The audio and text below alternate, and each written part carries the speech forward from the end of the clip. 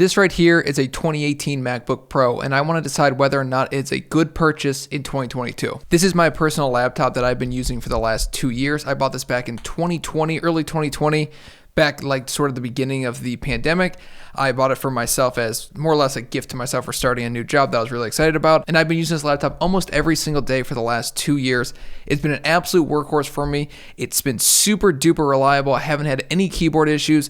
I absolutely have really enjoyed using this thing, but it's kind of a terrible computer to buy in 2022. And I want to go over the reasons why, because it's more than just this laptop. It's kind of an entire list of Apple laptops. This laptop obviously is known for the keyboard problem. That's a very common issue on the 2018, 2019s, all the way back to like the 2016 laptops. Apple has come forward and said, yes, it's a problem, and we're going to fix it, but only for 4 years. And for those of you doing the math at home, 2018, 2022, that's 4 years apart. So this laptop is no longer going to be receiving that support from Apple for free in like a few months. So that's one reason why not to buy this laptop. Another reason is the battery life is absolutely atrocious.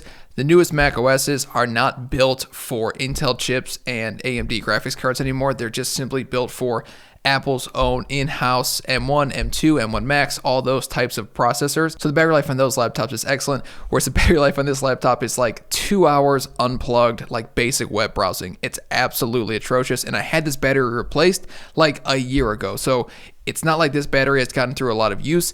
It just simply isn't good on battery life, and I think that has a lot to do with the way that Apple is sort of treating their old Intel Macs. There are obviously a couple benefits with this laptop. It's a 15-inch screen. It's got a beautiful screen. It's got a 6-core i7 8850H processor and a Radeon Pro 555X graphics card. It's also extremely cheap. It's around $600 or $700 for this laptop. Keeping in mind the time that I had purchased this laptop, I think I bought it for almost $1,200, and that was a pretty insane deal. They were going for around $15 at the time that I purchased it. I bought it originally to flip, but I ended up liking it, so I kept it. But they can be had for more than half of that price now, around $600 on eBay, almost all day, every single day, which is pretty remarkable given the fact that at the time, this was like a $2,300, $2,400, $2,500 laptop. For reference, back in 2019, 2020, if you wanted to buy a 2015 MacBook Pro, which was everybody's favorite laptop, which I never really liked that much because I thought it was overpriced at the time, it was like $1,000, $1,100, or $1,200 for a 2015, same 4-year gap. This laptop 4-year gap is like $600.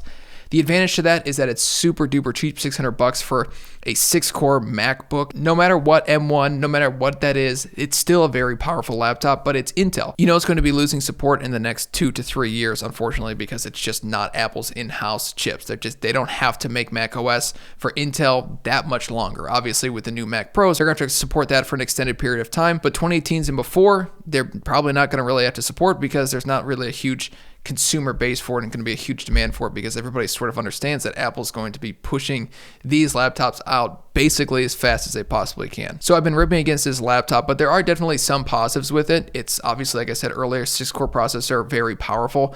It doesn't edit my high bit rate Canon R6 footage very well at all. It basically can't handle that. But any other 4K video with a less intensive bit rate around 150 megabits per second or below 4K, 1080p, those types of footage, those lighter footages, it can edit those extremely well. It's still a very powerful laptop. I do a lot of Photoshop work on here. I've edited a lot of videos for this channel on this laptop.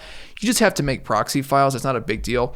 For myself, what I do is I have a server at home and I have another desktop that I use. So I remote into the desktop, create the proxy on the desktop, move the proxy onto the server, access the proxy from the MacBook, and then my workflow can keep going forward. That's worked out really well for me. This also supports Windows, which is very nice. The new M1 MacBooks do not support Windows, so if you are somebody that wants to boot into Windows and potentially game, hook up to an eGPU with your MacBook, this is the MacBook to do it with.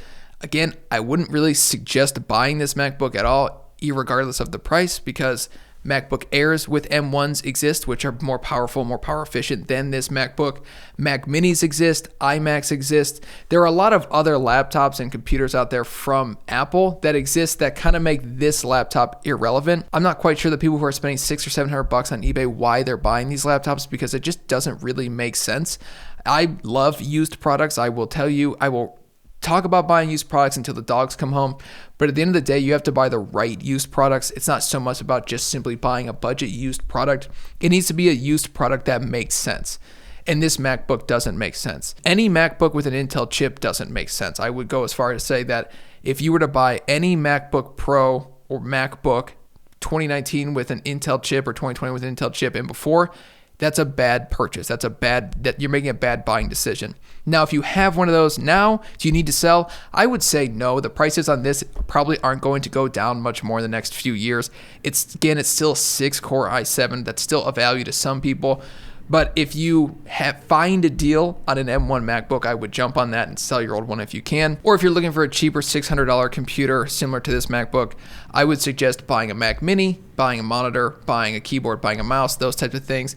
All that added together might be a tiny bit more than $600, but at the end of the day, you're going to get a computer that's going to have a lot more power. It's going to be a lot cheaper. It's going to have a lot longer longevity, which makes it cheaper overall. And it should have a much higher resale value because Intel Macs are going to be like PowerPC Macs were back in 2006, 2007, 2008.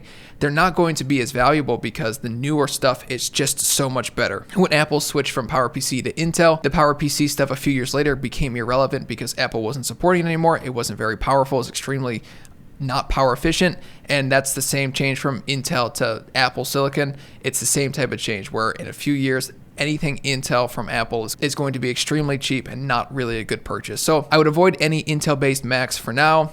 I understand that if you really can't spend much more than $300, $400, $500, that you're going to have to go with something like that. I would really push you to find a used Mac Mini with M1, just the lowest spec model you can possibly buy.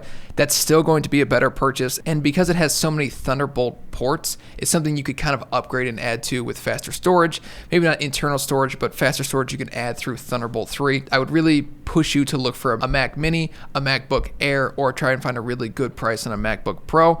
Look locally. That's what I always do. That's why I find all my deals. Look locally, have cash in hand ready to go. Don't mess with people. Just offer them a price. If they accept it, that's great. If not, then move on to the next person. You will find a good deal if you're patient enough. And I really don't think that these Intel Macs are anything to write home about anymore. Unfortunately, I still love this computer. I have no plans on selling it and upgrading in the future because it works for me and my wife really likes it. But in the future, obviously, once Mac OS drops support for this, I will be upgrading because my hand will sort of be forced.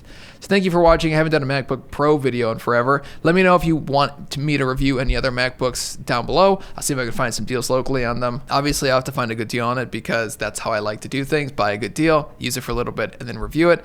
Just let me know what you guys think in the comment section down below. Thank you again for watching the video. It feels good to make a MacBook Pro video again. It's been a while. I'll see you in the next one. Peace out.